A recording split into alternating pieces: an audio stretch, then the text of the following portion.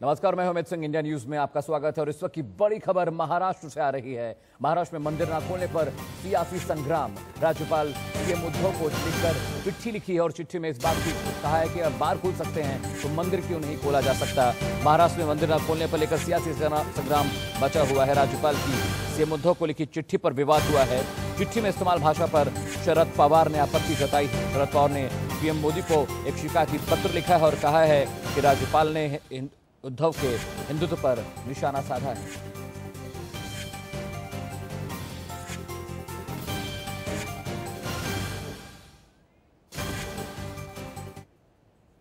महाराष्ट्र में मंदिर पर हो रही महाभारत की बीजेपी कार्यकर्ताओं के सिद्धि विनायक मंदिर के सामने प्रदर्शन के बाद राज्यपाल भगत सिंह कोश्यारी ने बंद पड़ी धर्मस्थलियों को खुलवाने को लेकर सीएम उद्धव को चिट्ठी लिखी है, जिस पर उद्धव ठाकरे ने जवाब देते हुए कहा कि जिस तरह से एकदम से लॉकडाउन लगाना उचित नहीं था, उसी तरह से उसे पूरी तरह से समाप्त करना भी ठीक नहीं रहेगा। जिसके बाद सियासत तेज हो गई। बीजेपी और शिवसेना में वार पलटवार का दौर शुरू हुआ। देखते ही देखते कांग्रेस और एनसीपी के नेता भी कूद पड़े। लेकिन जिस तरह से मंदिर पर राजनीति हो रही है, उसके बाद उसे देखते हुए सवाल खड़ा हो गया है कि क्या मंदिर बहाना है और उद्धव निशाना है। ये रिपोर्ट देखिए। उद्धव सरकार कोरोना से निपटने में नाकामी का आरोप पहले से झेल रही है, लेकिन अब बीजेपी ने एक और बड़ी चुनौती सामने रख दी है।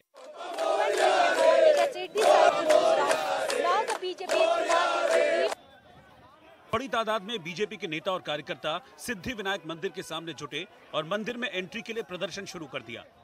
जो है बीजेपी ने धरना आंदोलन किया है। उनका ये कहना है कि महाराष्ट्र सरकार ने होटल और पब्स और बार को तो खोल दिए हैं, लेकिन मंदिर और जितने भी धार्मिक स्थल है उसको अभी तक खोला नहीं है। तो यहाँ पर आप देखिए कि बीजेपी के जो लोग हैं वो मंदिर खोलने की मांग को लेकर धरना आंदोलन प्रदर्शन कर रहे हैं। कुछ लोग यहाँ बैठे हैं, हम उनसे बात कर। क्या मांग है आपकी? मैडम, हमारी मांग ये सिर्फ ये है कि हमारे जो देवस्थान है, जो मंदिरें हैं, उनको खोला जाए। जो अभी ये पैंडेमिक चल रहा है, इसमें लोगों को एक मन की सांत्वना, जैसे हमारे सरकार है, मन की सांत्वना जो है मंदिरों में जाके भगवान के चरणों में जाके उनकी अर्चना पूजा करना, इससे अच्छी मिलती है। बहुत छोटे छोटे व्यवसायी है जो इससे जुड़े हुए हैं, उन लोगों का भी घर चलेगा। मंदिर खुलेंगे तो लोगों के मन में भी थोड़ी शांति मिलेगी। कोरोना काल में मंदिर में एंट्री बंद है, लिहाजा पुलिस वालों ने उन्हें आगे नहीं बढ़ने दिया, जिसके बाद सड़क पर ही भगवान गणेश की आरती शुरू हो गई।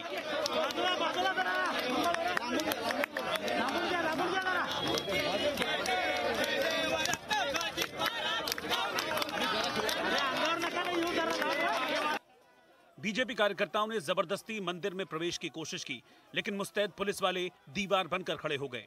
धक्का मुक्की के बाद पुलिस ने कार्यकर्ताओं को हिरासत में लेकर गाड़ी में बिठा दिया और उन्हें वहां से ले गई। लेकिन इससे पहले वहां जमकर हंगामा हुआ।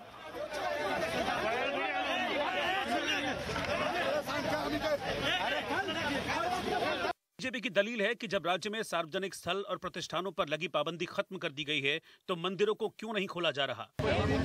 हमारी मांग है, महाराष्ट्र यह श्रद्धा के ऊपर जीने वाला महाराष्ट्र है, तो मंदिर आज बंद है।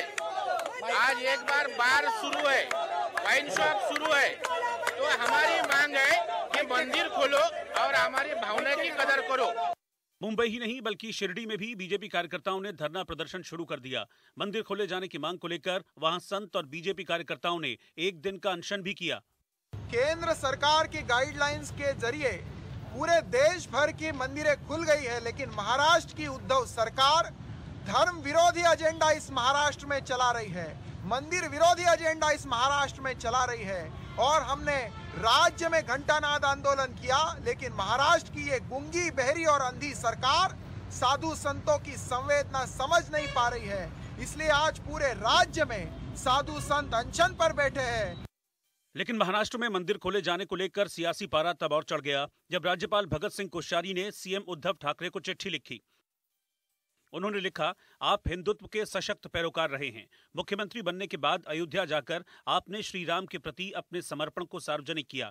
आप आषाढ़ी एकादशी को पंढरपुर के विट्ठल रुक्मणी मंदिर गए और पूजा की, पर मुझे हैरानी है कि धर्मस्थलों को खोलने का मामला टलता जा रहा है। क्या इसके लिए भगवान का कोई आदेश आपको मिला है या फिर आप अचानक सेकुलर हो गए हैं, जिस शब्द से आपको नफरत थी। राज्यपाल ने चिट्ठी के जरिए सीएम से ये पूछा कि जब बार, रेस्टोरेंट और समुद्री बीच खोल दिए गए हैं तो देवी देवता लॉकडाउन में क्यों हैं? लेकिन चिट्ठी में हिंदुत्व का जिक्र उद्धव ठाकरे को नागवार गुजरा। उन्होंने पलटवार करते हुए राज्यपाल को लिखा कि मुझे अपना हिंदुत्व साबित करने के लिए आपसे सर्टिफिकेट नहीं चाहिए। सिर्फ मंदिर खोलने से ही क्या हिंदुत्व साबित होगा? और महाराष्ट्र में धार्मिक स्थल खोलने की चर्चा के साथ कोरोना के बढ़ते मामलों का भी ध्यान रखना चाहिए। अपनी चिट्ठी में उद्धव ने राज्यपाल पर तंज कसते हुए कंगना रनौत का जिक्र किया और लिखा, जो लोग हमारे राज्य की तुलना पीओके से करते हैं उनका स्वागत करना मेरे हिंदुत्व में फिट नहीं बैठता है। यानी मामला बेशक मंदिर खोलने का है, लेकिन इसी बहाने बीजेपी और शिवसेना की सियासी तनातनी भी है। मंदिर न खोलने को लेकर महाराष्ट्र में सियासत चरम पर है। शिवसेना ने क्या कहा, बीजेपी कैसे हमलावर रुख अख्तियार किए हुए है और इन सब के बीच कांग्रेस का क्या रुख है, आइए आपको सुनाते हैं। ने कभी न हिंदुत्व को नकारा है, न हिंदुत्व को भूला है शिवसेना, और न हिंदुत्व को भूलेगी। हिंदुत्व शिवसेना का प्राण है, आत्मा है, वो हमेशा हमारे साथ रहेगा। आपको किसी के प्रमाण पत्र की आवश्यकता नहीं, लेकिन एक हिंदुत्ववादी कार्यकर्ता करके मैं आपको इतना ही कहना चाहता हूं, बाकी लोगों का हिंदुत्व छोड़ो, कम से कम हिंदू सम्राट बाला साहेब ठाकरे जी का हिंदुत्व तो आप फॉलो करो। हिंदू हृदय सम्राट बाला साहेब ठाकरे आज जिंदा रहते थे तो बार, रेस्टोरेंट खुलने के पहले महाराष्ट्र में मंदिर खुलते थे, लेकिन आपने बार, रेस्टोरेंट खुलवाए, आपने दारू के दुकान, शराब के दुकान खुलवाए, लेकिन आप मंदिर खुलवाने के लिए तैयार नहीं है। ये दुर्दैव की बात है। लोगों की भावना ये अभी उद्दीपित हो रही है। धार्मिक स्थलों को खोलने के ऊपर से कुछ लोग राजनीति कर रहे हैं, उनसे मेरी यही अपेक्षा रहेगी कि वो, हमने जो रेस्टोरेंट्स खोले, हमने जो मॉल्स खोले, हमने जो मेडिकल की दुकानें खोली, हमने जो दुकानें खोली, छोटे छोटे व्यापार खोले, जो ट्रेन हमने चालू की, जो बसेस हमने एसेंशियल सर्विस के लिए चालू की, उसकी ज़रूरत इसलिए थी कि लोग भूखे ना मरे और इकोनॉमी डूबे नहीं। और धार्मिक स्थलों को खोलने के लिए सरकार पूरी तरीके से तैयार है, लेकिन उसके ऊपर अभ्यास कर रही है कि खोलने के बाद अचानक जो है पेशेंट्स बढ़ जाएंगे तो क्या होगा। मेरी उनसे गुजारिश है कि लोगों की जान से ना खेले, एक एक करके सारे धर्म स्थल और जो जो चीज खोलना है वो हम लोग विचार करके खोलेंगे।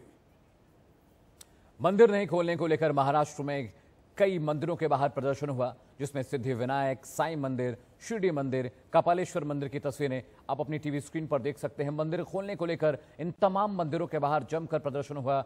तस्वीर में आप देख सकते हैं मंदिर पर महाभारत हो रही है। साईं मंदिर के बाहर प्रदर्शन हुए हैं। कपालेश्वर मंदिर के बाहर भी लोगों ने इस बात को लेकर प्रदर्शन किया कि मंदिर क्यों नहीं खोला जा रहा है। साईं मंदिर के बाहर भी लोगों ने इस बात का विरोध जताया कि जब बार और रेस्टोरेंट खोल सकते हैं तो दर्शन के लिए मंदिर क्यों नहीं खोल रही है सरकार। तस्वीरों में आप सिद्धि विनायक मंदिर को भी देख सकते हैं। महाराष्ट्र में मंदिर परिसर पर हो रही सियासत का असर धर्मनगरी अयोध्या में भी नजर आया, जहां साधु संतों ने उद्धव ठाकरे को लेकर क्या कुछ कहा, आइए आपको सुनाते हैं। बहुत ही निंदनीय है। पहले तो पालघर में हिंदुओं को साधुओं को पीट मार दिया गया, और जो बाल ठाकरे इनके पिता थे, मात्र हिंदू के नाम से ये पार्टी शिवसेना चली और पूरा हिंदू का समर्थन रहा। इसीलिए पार्टी को वहाँ का कम से कम प्रदेश के में कई ऐसे स्थान और बहुत सी संख्या में विधायक मिले। सिद्धि विनायक सिद्धि के विनायक हैं, शक्ति के दाता हैं, सामर्थ्य के दाता हैं, रक्षा के देवता हैं, और यहाँ तक कि वह संपूर्ण महाराष्ट्र ही नहीं, सारे देश के जनमानस के सर्वांगीण विकास के द्योतक हैं, परिचारक हैं, सत्य के दाता हैं, मंगल रूपी मंगल के देवता हैं। इसलिए भगवान उद्धव जी ठाकरे को सद्बुद्धि दे और याद आए उनको कि जिस भारतीय स्वाभिमान की रक्षा के लिए बाला साहब ठाकरे ने शिवसेना का गठन किया था, वह स्वाभिमान उनका विकसित हो और सिद्ध विनायक मंदिर को शीघ्र ही खोलें। यह जन आस्था का प्रतीक है और जन भावनाओं को ठेस पहुंचा करके अगर कोई चाहे तो सुखी नहीं रह सकता। बाला साहब ठाकरे के निधन के साथ ही शिवसेना पार्टी का जो सिद्धांत था वह भी समाप्त हो गया, उसका भी निधन हो गया है और अब शिवसेना नहीं है। शिवसेना अपने सिद्धांतों से भटक गई है और यह दुखद है कि शिवसेना ने कांग्रेस से गठबंधन करके अपने सिद्धांतों को दफन करके और कांग्रेस के सिद्धांतों पर चल पड़ी है और आने वाला जो चुनाव होगा तो इसका परिणाम जो है बहुत गंभीर रूप से मिलेगा। ये जो उद्धव ठाकरे सरकार है, वैसे तो बाला साहब हिंदूवादी थे, कट्टर हिंदूवादी विचारधारा है, लेकिन उद्धव जो शिवसेना है वो अब कट्टर हिंदू विचारधारा से नहीं है। और जैसे सिद्धिविनायक बाबा जो है उनको पूरा विश्व पूजता है, सभी हिंदू धर्म के माना जाता है। उनको जो है तत्काल प्रभाव से मंदिर को खोला जाए और सारे श्रद्धालु वहाँ के दर्शन करें। बाला साहब ठाकरे के बाद ही शिवसेना से हिंदूवादी नेता तो मर ही गए। शिवसेना जो है बाला साहब के चिता के साथ सेना बन चुकी है और हम तो यही कहेंगे उद्धव ठाकरे के लिए शायद हमें अब जालीदार टोपी भेजनी पड़ेगी, जब क्योंकि जो व्यक्ति कांग्रेस से हाथ मिला सकता है वो देश का गद्दार ही हो सकता है। उसका हिंदूवादी हम तो मतलब यहाँ तक कहेंगे कि ये बाला साहब के कोई भी गुण उस व्यक्ति के अंदर नहीं है। महाराष्ट्र में मंदिर पर महाभारत छिड़ गई है। वहीं बीजेपी नेता किरीट सोमैया ने उद्धव सरकार पर निशाना साधा है। किरीट सोमैया से हमारी सहयोगी प्रीति सोमपुरा ने खास बातचीत की। महाराष्ट्र के राज्यपाल और मुख्यमंत्री दोनों के बीच में पत्र युद्ध शुरू हो गया है। इस वक्त हम बात करते हैं बीजेपी के नेता किरीट सोमैया जी से। किरीट जी, जिस तरीके से जो है जिस भाषा का इस्तेमाल मुख्यमंत्री ने गवर्नर के लिए किया है, क्या कहेंगे आप? एक बार मुख्यमंत्री और उनके परिवार में अहंकार है, दूसरी ओर वो राज्य संभाल नहीं पा रहे और उसके कारण कंट्रोल नहीं कर पा रहे हैं। कोविड में रोज लोगों की मृत्यु बढ़ती जा रही है। कल जो बिजली की जो फेलियर हुआ उसके कारण 1000 से अधिक कोविड पेशेंट की जान खतरे में आ गई है और उसके कारण मुख्यमंत्री इस प्रकार से अपनी भाषा और अपनी संस्कृति का प्रदर्शन करते हैं, इस बात का दुख होता है। आपको अगर मंदिर नहीं चालू करना है तो आप ना अच्छी तरह से बोल सकते थे, लेकिन किसी का इस प्रकार से राज्यपाल और सीनियर व्यक्ति का अपमान करना शोभा नहीं देता। क्या आपको लगता है कि जो 3 पार्टियों की जो सरकार है, महाविकास आघाड़ी है, इसलिए कि सेक्युलर छवि को लेकर जो है मुख्यमंत्री चल रहे हैं? वास्तव में कुछ समझ में ही नहीं आ रहा है, क्योंकि एक और जो मेट्रो का प्रकल्प वहां से निकालने के कारण जो 5000 करोड़ का नुकसान होने वाला है वो पैसा कहां से आएगा। दूसरी ओर ऊर्जा मंत्री कह रहे हैं कि कल जो घटना घटी, मैंने तो आपको 2 महीने पहले बताया था कि 10,000 करोड़ दो, नहीं तो रिपेयरिंग मेंटेनेंस पे सैलरी दे नहीं पा रहा हूं। और तीसरी ओर वो संभल नहीं पाते, एक और बाबरी मस्जिद के साइड लेने वाले लोग हैं और दूसरी ओर उनके कार्यकर्ता कहते हैं हम तो राम मंदिर वाले हैं और उसके कारण ही is not able to cope up. नहीं लगता है कि शिवसेना जो है समझ नहीं पा रही कि हिंदुत्व के मुद्दे के साथ चलना है या फिर सेक्युलर इमेज लेकर चलना है? नहीं, उन्होंने तो मुख्यमंत्री को मैं कोई दोष नहीं देता हूं, उन्होंने कह दिया था मेरा 1 पॉइंट प्रोग्राम है, मैंने मुख्यमंत्री बनना है, वो उनका 1 पॉइंट प्रोग्राम था, वो हो गया है और उसके कारण बाकी चीजों की उनको कोई चिंता नहीं है। और अब आपको राज्यपाल कोश्यारी की लिखी वो चिट्ठी दिखाते हैं जो उन्होंने उद्धव ठाकरे को लिखी है। मेरे पास पिछले कुछ दिनों में कई प्रतिनिधिमंडल, नेता, धार्मिक नेता है। उनका कहना है कि जब महाराष्ट्र में होटल और समुद्र के किनारे आम आदमी के लिए खोल दिए गए हैं तो धार्मिक स्थलों पर इसे क्यों बंद रखा गया है, जबकि आप तो खुद रामलला के दर्शन के लिए सीएम बनने के बाद अयोध्या गए थे और पंढरपुर विट्ठल मंदिर में भी पूजा की थी। आप हिंदूवादी से सेक्युलर कैसे हो गए? दिल्ली में 8 जून से धार्मिक स्थल खोल दिए गए हैं। देश के बाकी हिस्सों में भी धार्मिक स्थल खुले हुए हैं। क्या अचानक से आप सेक्युलर बन गए और इसे नहीं खोलना चाहते? कोविड-19 को ध्यान में रखते हुए सभी धार्मिक स्थलों को जरूरी दिशा निर्देश देकर खोल दिए जाने की बात कही गई है। और अब उद्धव ने इसके जवाब में क्या कहा, आइए वो आपको दिखाते हैं।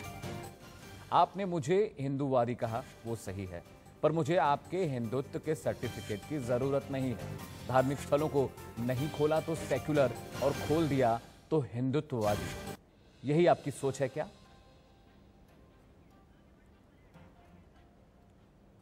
और आगे बढ़ने से पहले इस वक्त की सुर्खियां। Doctor ortho Ayurvedic oil and capsule, जोड़ों के दर्द की बेजोड़ दवा। सह प्रायोजक पेट सफा आयुर्वेदिक चूर्ण, पेट सफा तो हर रोग दफा। महाराष्ट्र में मंदिर खोलने को लेकर विवाद में शरद पवार की एंट्री। पीएम मोदी को लिखा शिकायती पत्र, कहा राज्यपाल को रखना चाहिए मर्यादा का ख्याल।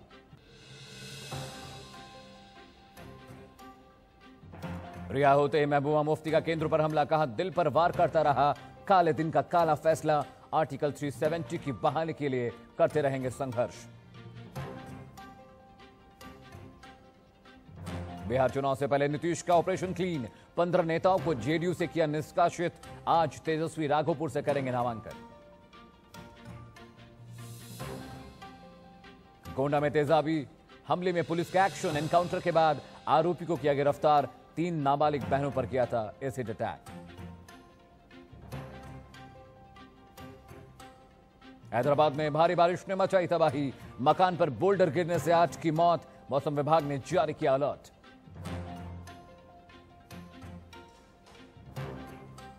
आईपीएल के 29वें मुकाबले में चेन्नई ने हैदराबाद को 20 रनों से दी मात। कर्ण शर्मा और एवन ब्रो ने झटके 2-2 विकेट। रविंद्र जडेजा रहे मैन ऑफ द मैच।